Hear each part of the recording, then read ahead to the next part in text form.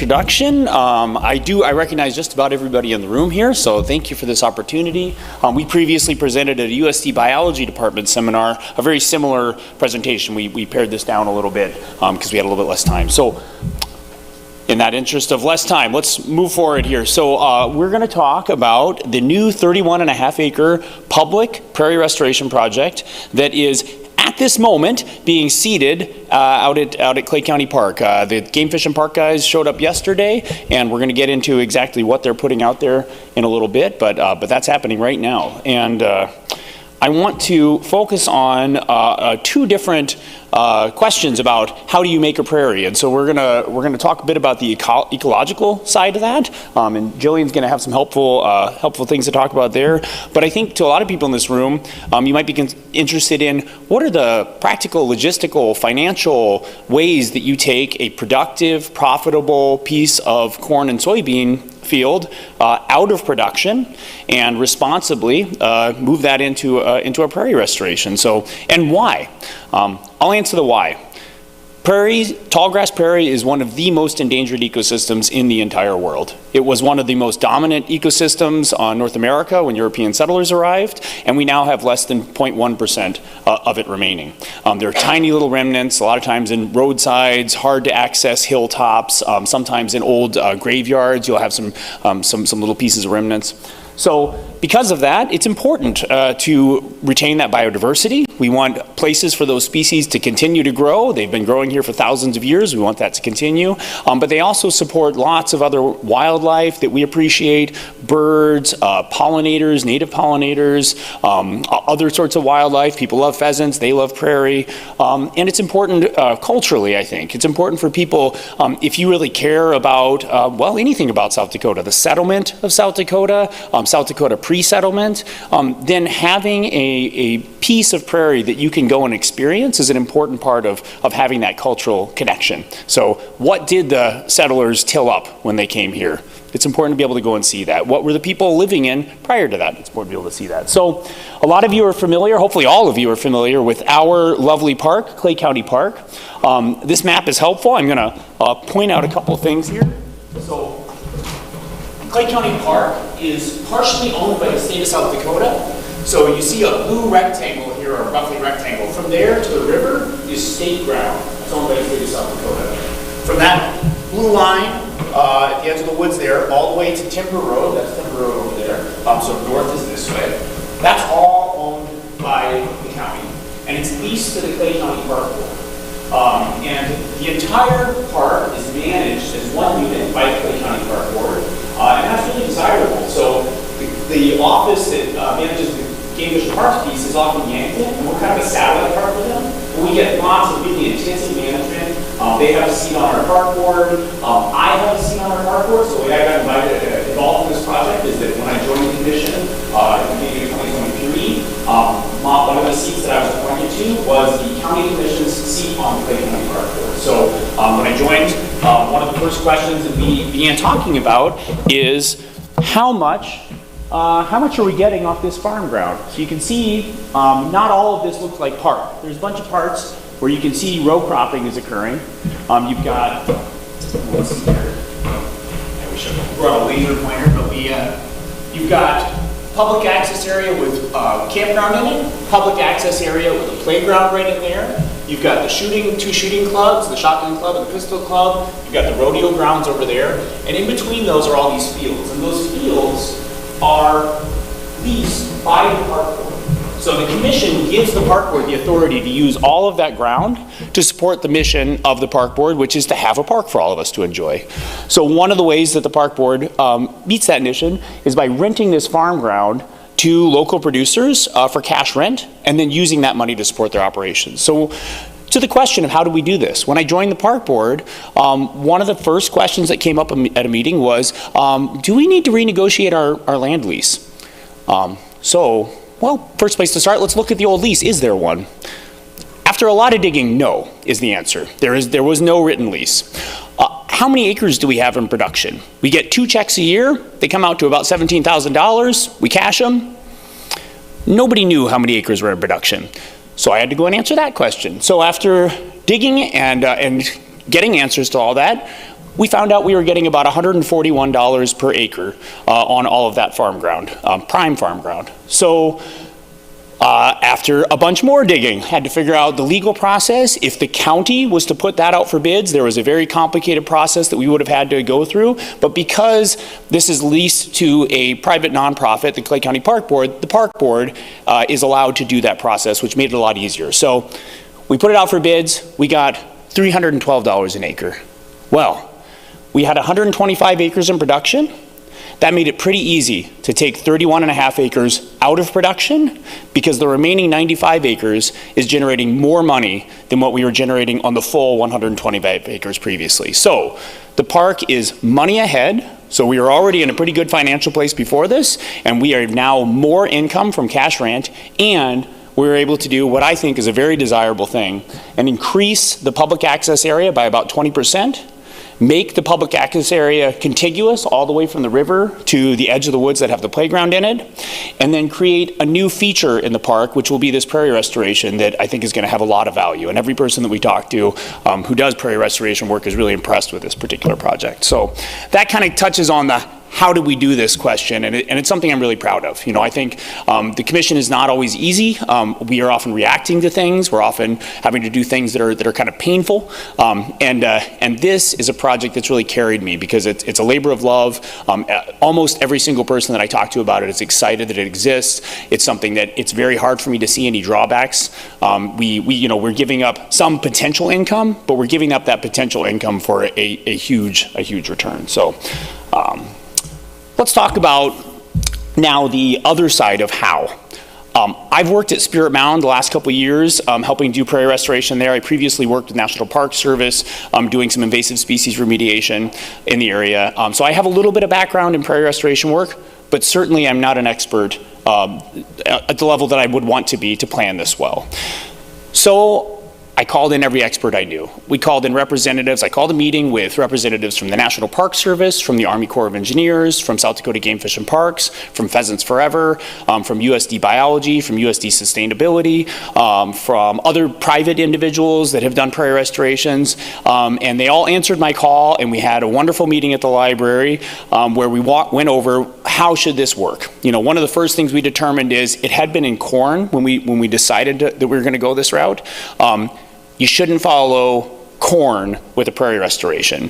It's much better to follow soybeans. So last year we had soybeans in the field. That was the last crop that was harvested. It's a lot easier to follow that up. You have less stubble, so you don't have to till any stubble in or remove any of that. Also, there's a little bit of a nitrogen boost that you get from having the soybeans out there, so that's nice too. So that was first thing, and there was a lot of great input, and about 15 minutes into the meeting, this gentleman, Bill Zales, that's right, 15 minutes late, walks in, he's like 80 something, he's got this huge bag of seeds on his shoulder, and he just goes, whomp, and throws it on the table, and he's like, all right, everybody, I don't know what you guys were talking about, but here's what we're gonna do, and just went off. And I think there were a lot of people that kind of sat back a little bit. They're like, what's going on? And over the last year and a half, I have come to have really deep respect for both Bill and Dottie. They have taken so Bill is a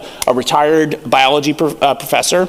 He moved to the area specifically to buy a piece of ground, specifically because it had a little prairie remnant on it, a 30-acre prairie remnant.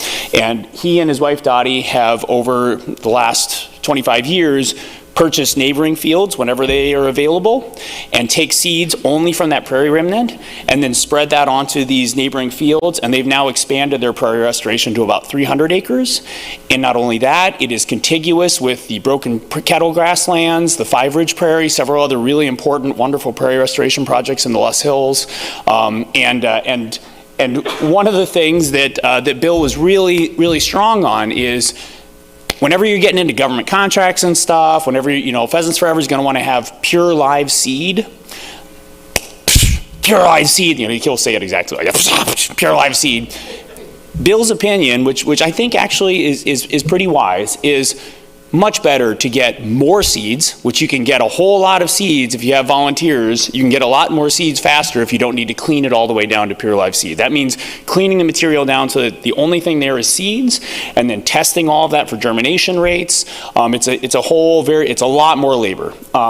Bill's like, let's fill as many bags with local ecotype seed. That's seed that is varieties that are native to here, not just species, but varieties of those species that are native to here. Fill as many bags as you can, throw them in a granular fertilizer spreader, broadcast those out in the field, and you're gonna have not only the genetic material in the seeds, which is very important, but you're gonna have a lot more of the other things in the ecosystem that are also important. There's a lot of soil microbiology that's contained in that. You have fungi, you have bacteria, you have possibly invertebrates mixed in with that chaff. So it not being clean is, in Bill's opinion, and I agree with him, a benefit in itself, because you're transporting that from these prairie remnants also onto your new site, which is pretty sterile when you start. So we had some seed gathering locations. Now, when I started, my plan was mostly we're going to buy seed. We got a couple $5,000 donations. We had a grant from Pheasants Forever for $6,000, so we had about $500 to buy seed with. That's great.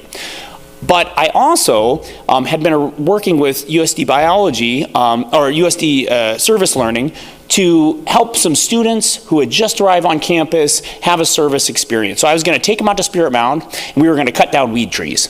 But Game Fish and Parks came, and they brought a machine out, and they cut out every single tree on the property, so we didn't have that, and that happened about a week before the students needed something to do. So I was like, okay, well, let's go gather some seeds. So the first seed gathering was out at Spirit Mound, and it went so well, and every student was so interested in continuing. They all signed up when I gave them a sign-up list, and they told their friends, and their friends signed up too. I now have a list of 69 people that are interested in prairie restoration. You're all welcome to join it if you'd like.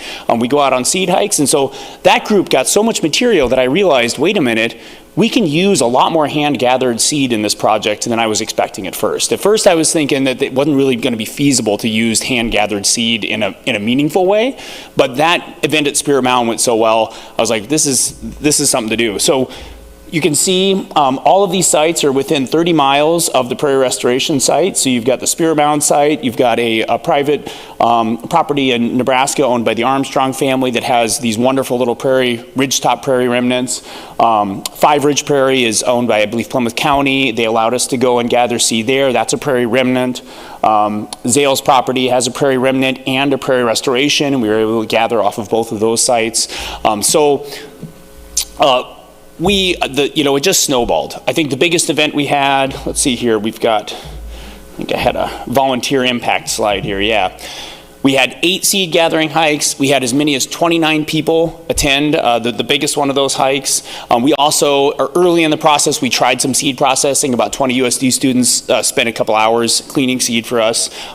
We stopped doing that because it was too much work for this. When all that hand-gathered material, we took a bunch of it and hand-spread it, and about 70 people helped on that. And so at this point, we actually have probably more than 300 hours of volunteer hours that have been donated to the project so far. So hand-gathering local ecotype forbs. This is like one of my favorite things. So forbs is a term not everyone's familiar with. It's basically everything that's not grass in a grassland. So it's all the wildflowers, the herbs, all the broadleaf plants.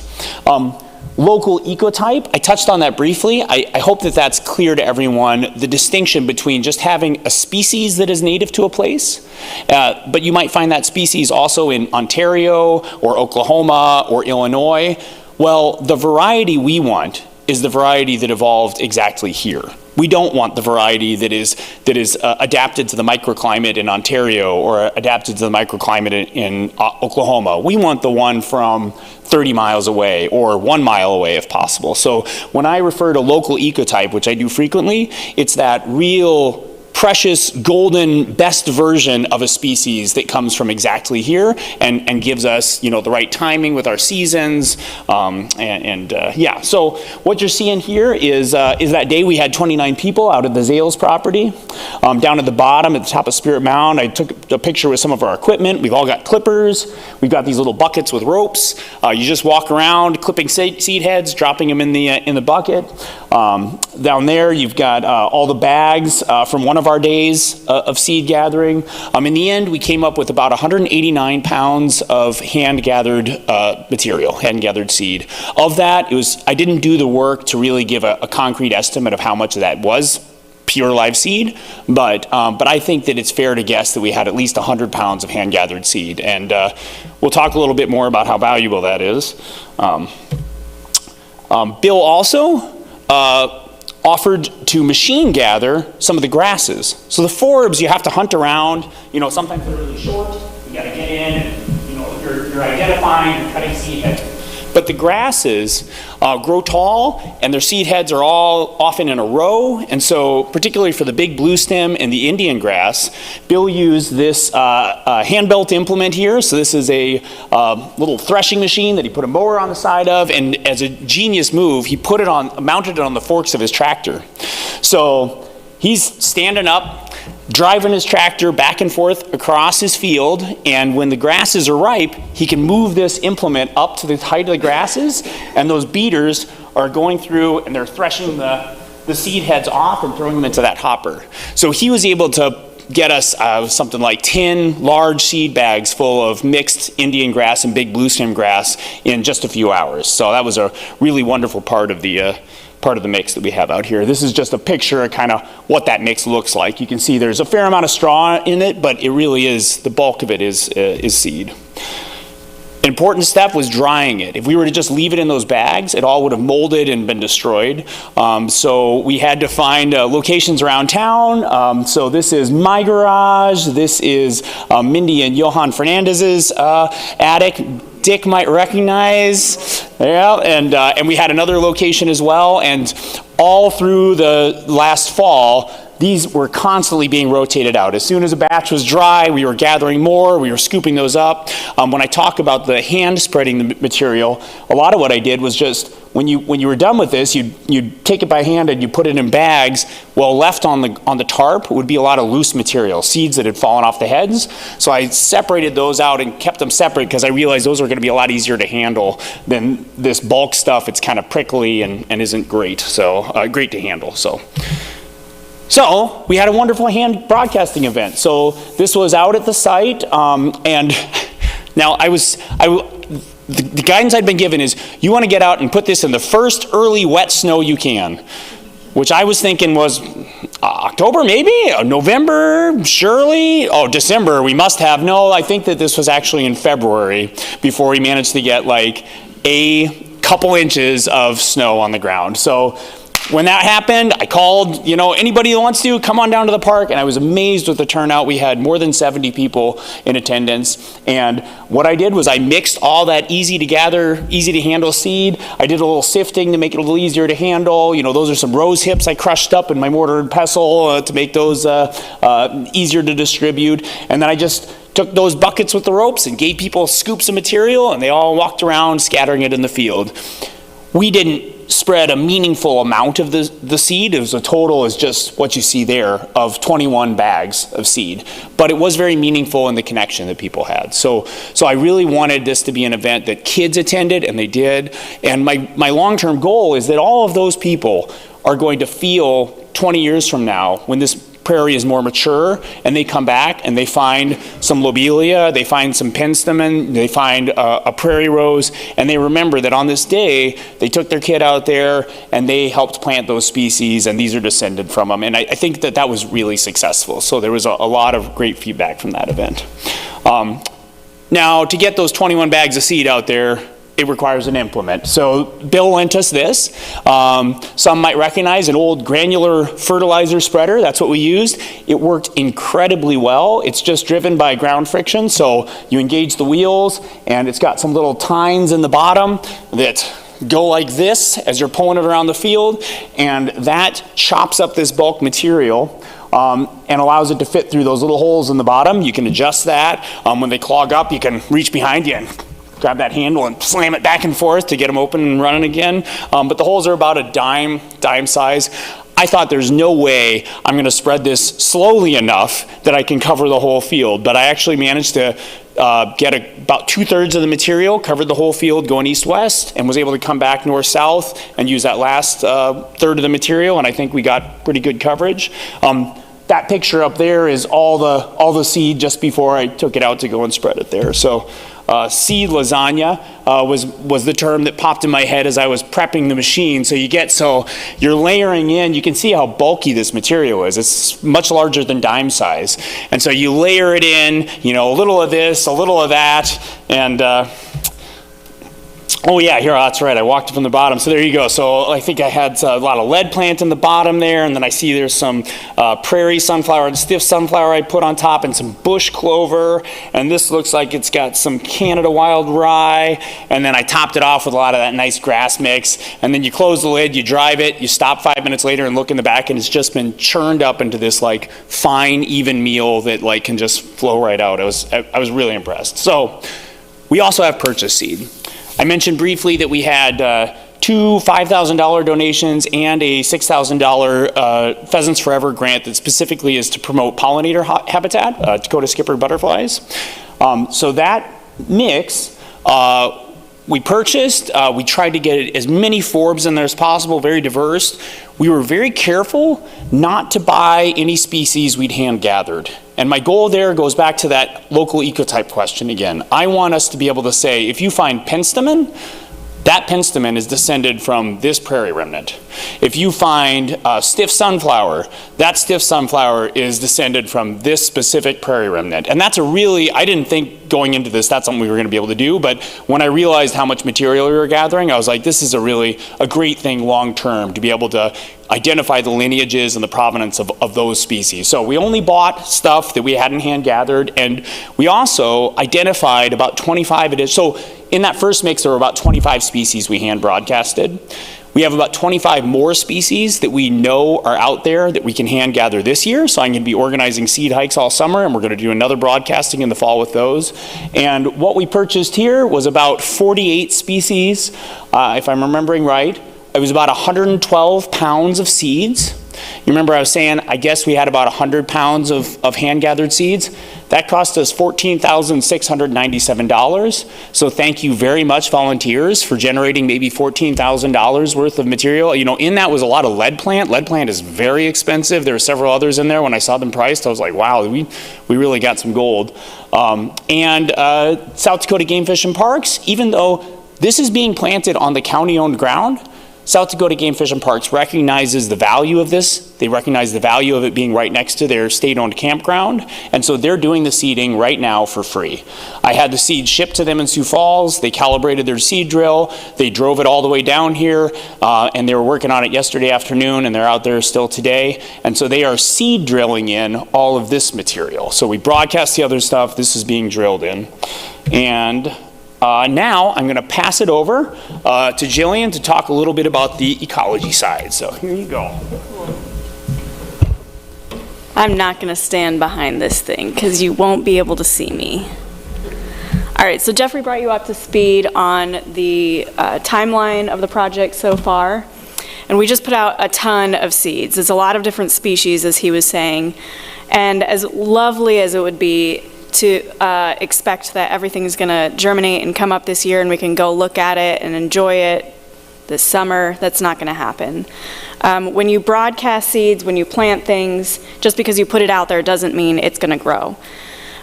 When things are broadcast and they don't get eaten, which is ideally what happened to most of our seeds, they're still there. They just lay in the soil and they're dormant, kind of just hanging out waiting for conditions to be right. Maybe they didn't have the right conditions over the winter, maybe they don't have the right things they need in the soil right now, but someday they will come up. So there are some that are going to come up this year. In order to know what's going to, oh, this is happening. All right, pretend it's a straight line of numbers. In order to know what's coming up this year or next year or several years from now, we can use something called coefficients of conservatism. And in this sense, conservatism just means how resistant a plant is to change.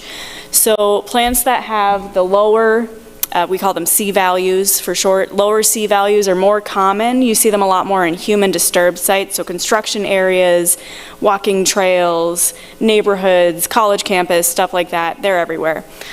These are plants that are really good colonizer species, meaning they're going to show up first and spread their seeds far and wide very easily, hitchhiking on animals, flowing through the breeze, stuff like that.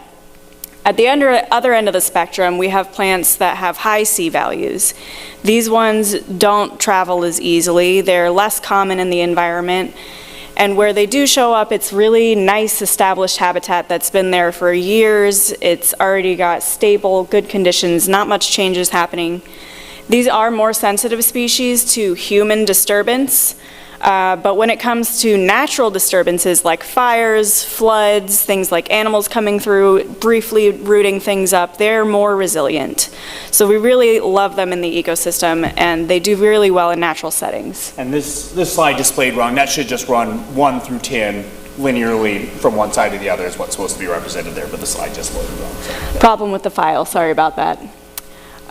Okay, so I have some examples to go through briefly. This is kind of the condensed version, but for low C value plants, this is a group of 4 plants that we hand gathered and have put out there.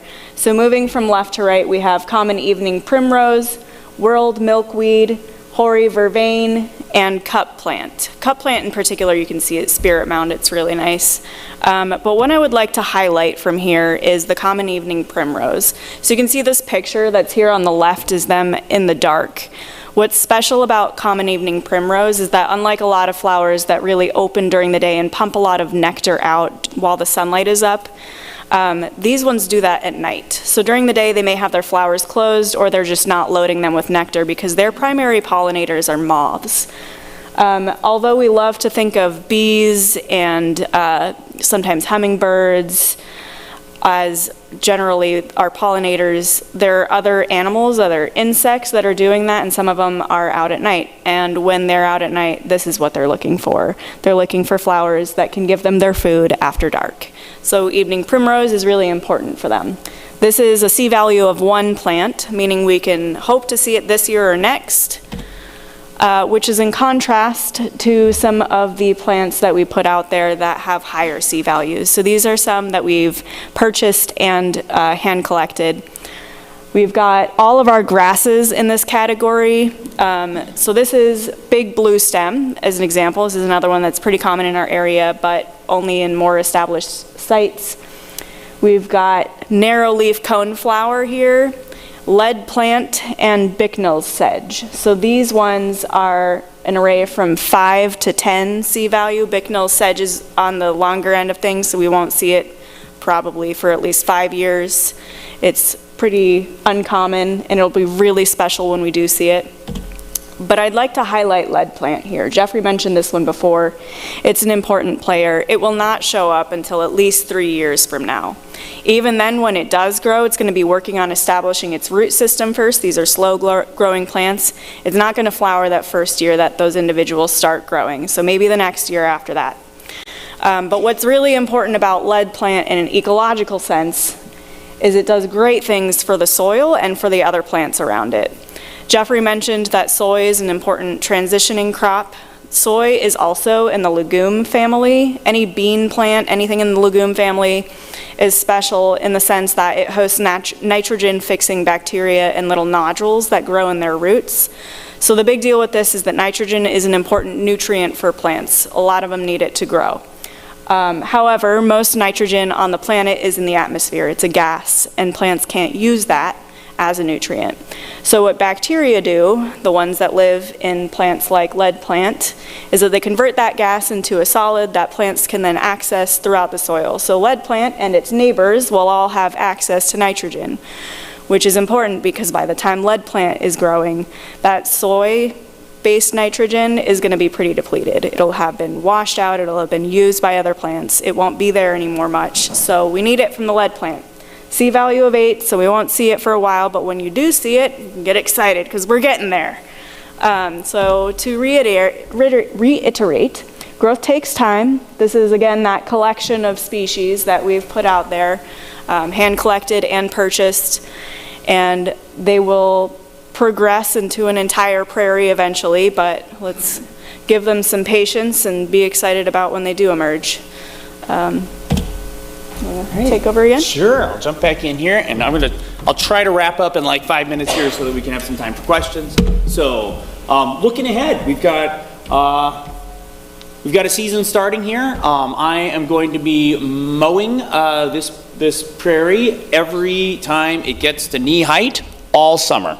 Bill and Sherry Kennedy very kindly are offering me a larger tractor than the one you saw in the other picture. It took me 12 hours to cover the field when I was getting seed out, so thank you. So I'm really grateful to have a larger implement to do that mowing. But what that's going to do is that's going to knock back any weed pressure that we have. So as the weeds are trying to grow up, we're going to try to hit them before they get their seed heads. And the native plants, that's also going to be encouraging them to devote all their energy to root production. So native prairie has got deep root systems, and we want to encourage those plants. Get started by putting down your anchors really deep, because in the long term, that's how they're going to outcompete the weeds when it all fills in. And we also made sure in that purchase seed mix that we got Canada wild rye in there, or Virginia wild rye, and also a lot of Rudbeckia, hoping that in this first year at least we'll get good ground cover with both of those, and those are both considered decreasers. So you see a bunch of them in a new prairie restoration, and you see less and less of them over time.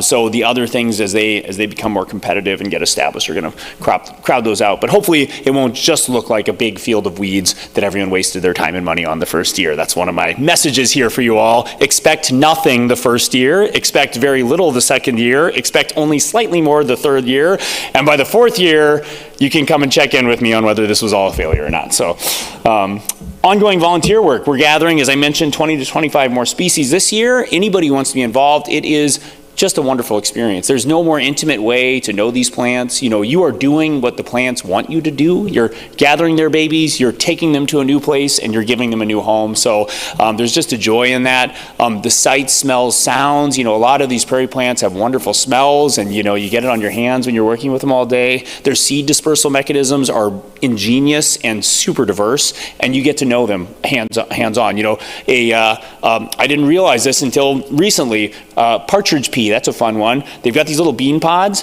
When they're ripe and they get dry enough, they go boing, and they split apart into two little corkscrews, shooting their seeds off everywhere. So if you touch one at the right moment, they'll shoot you. So, and we also are going to have opportunities for prescribed burns. So on state ground, it can be very hard to do a prescribed burn because the state, my understanding, is they only contract with, I think, one company in this half of the state at least. So you have to get that company scheduled.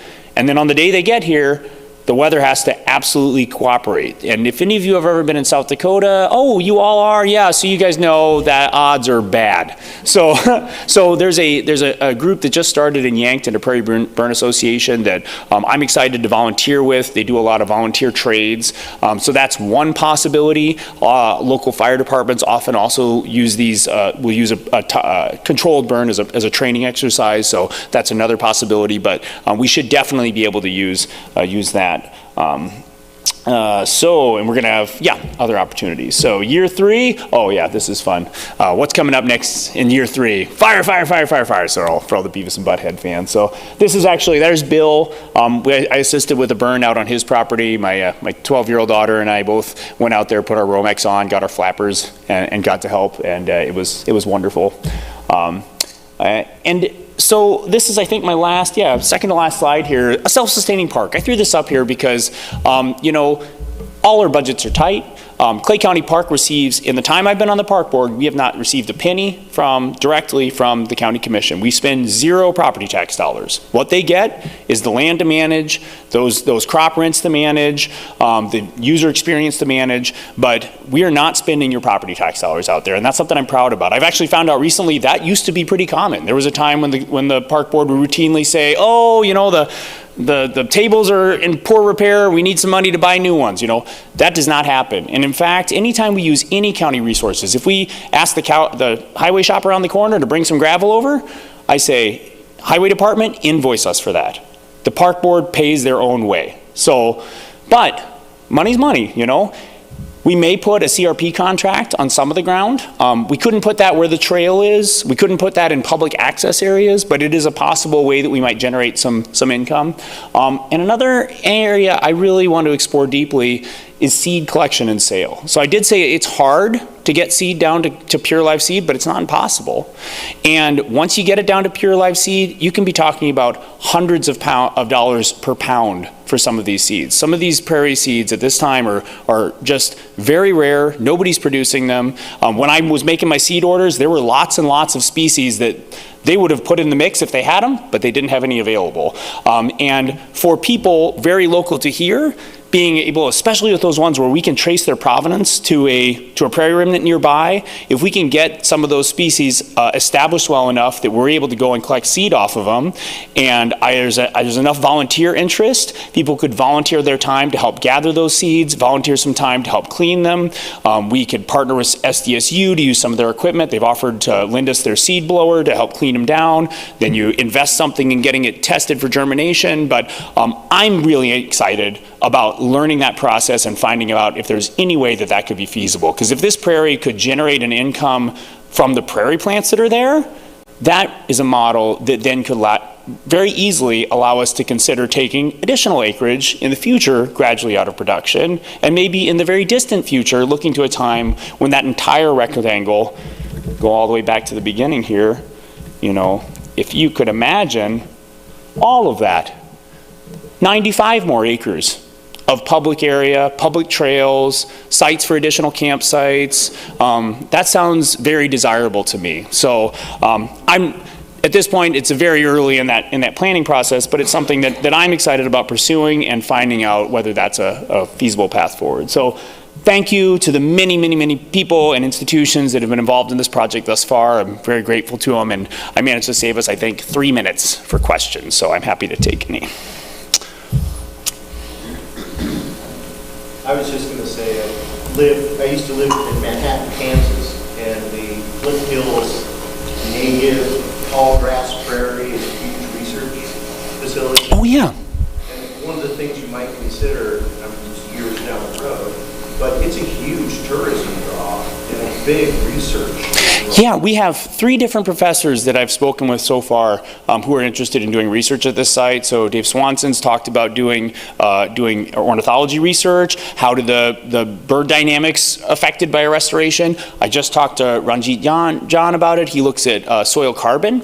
He's like, oh man, we need to get out there and get some samples right now for a baseline. I want to fly my drones there. I want to sample the soils and see how the soil carbon dynamics change as the prairie becomes established. Mark Dixon would like to take his ecology class out and have them do long-term monitoring on the site, so they can, drop little 1 meter survey sites around the place and count, what species are we finding, which ones haven't we seen yet, how are those population dynamics changing. So so I've got 3 professors interested already, and the opportunities are out there. So if you know others that think that they might be interested, it should be a learning prairie. Yeah. How does the lead plant get established if you've got all this C1, 2, 3 sort of? They won't be competing. So the earlier plants that come up first are stabilizing the soil and getting microbial conditions right. So they'll be bringing in healthy bacteria and fungi that the lead plant also needs when it shows up. All right. Was there a question back there? Yes. Yeah, what do you do about the initial invasive species in the ground as you prepare the plant? And number 2, what do you do about the invasion of species that you don't want in the field as time goes on? Yeah. So those are excellent questions. Those are our primary areas of concern and focus management-wise from here going forward. And one advantage that we have, it is much harder to do a prairie rehabilitation than a prairie restoration. And by that I mean, if you had a very degraded prairie that's got a lot of brome invaded it, but in there's some precious prairie plants like at the very top of Spirit Mound, managing that balance is really hard.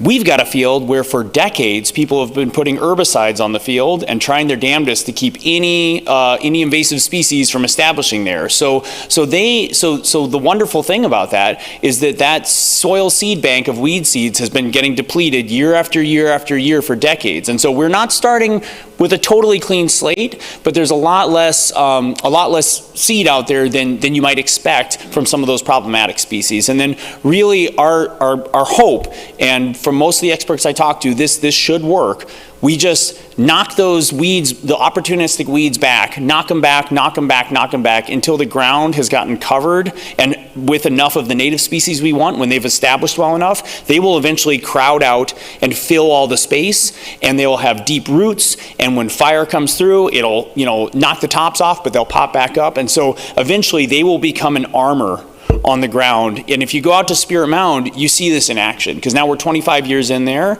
and you know, we've got a little patch of leafy spurge up on the side of the mound. We've got one little area along the trail where we've managed some Canada thistle, and then there's a whole nother section we could talk about on the east side of the mound. But in all the areas where the prairie is well established, it fights off those invasives without us having to do anything. For the vast majority of that site, other than weed trees, we don't have to do a single thing to keep those really problematic invasives out, which is impressive to me. So. But early on, mowing and fire. Yeah, mowing and fire. Yep. And we'll use chemicals if we need to, but very targeted. So yeah.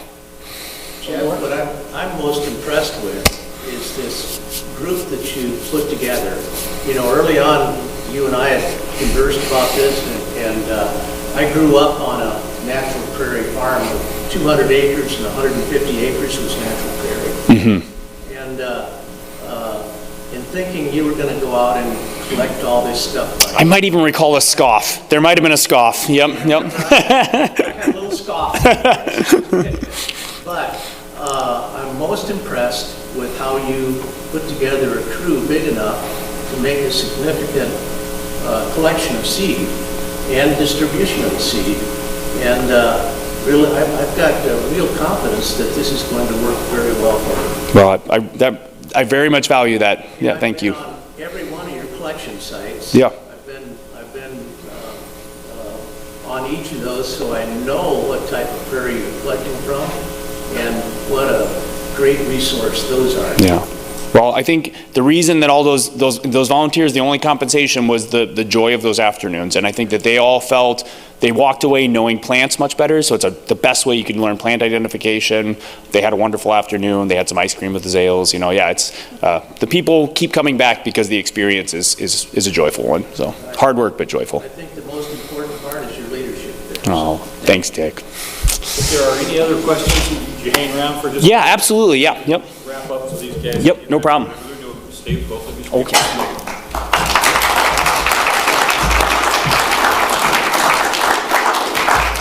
First, we'd like for you to have a honorary Rotary coffee cup. Oh, wow. Yeah, all right. Thank you.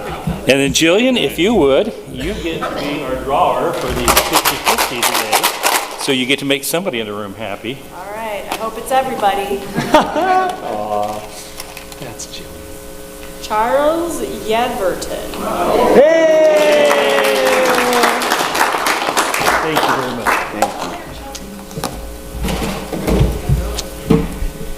All right. Yeah, so we'll be here. Answer any questions you like. This is like my favorite thing to talk about. Just a reminder about the duck race on the 13th, and thank you, Sue, for coming today, and it's good to have you with us. If you'll join us in our closing song, Jim's here, so he can